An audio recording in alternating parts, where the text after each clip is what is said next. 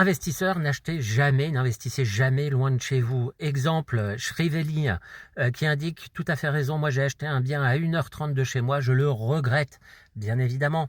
Trop loin pour gérer les problèmes. Je dirais max 30 minutes, c'est bien.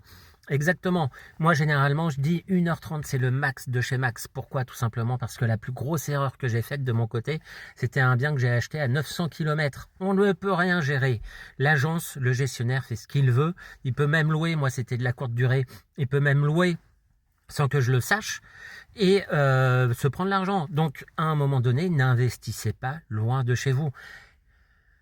Shrivelli là dit 30 minutes, c'est bien. Bah oui, pourquoi? Tout simplement parce que quand il y a un problème, eh bien on fait un aller-retour et on résout le problème. Quand c'est à 1h30, vous faites un aller-retour, c'est une demi-journée de prise. Donc réfléchissez. Souvent je vois et je conseille des personnes qui disent ah bah moi je veux investir, j'ai vu dans telle région on a des rentabilités de 12%, c'est top, je vais investir et je vais acheter un immeuble de rapport à 200, 300 000 euros, en plus c'est pas cher. Oui, mais c'est où par rapport à ce que là où tu habites? Ah bah c'est à 6 heures de chez moi, il n'y a pas de problème, je prendrai un gestionnaire. Non mais un gestionnaire, il faut être toujours derrière.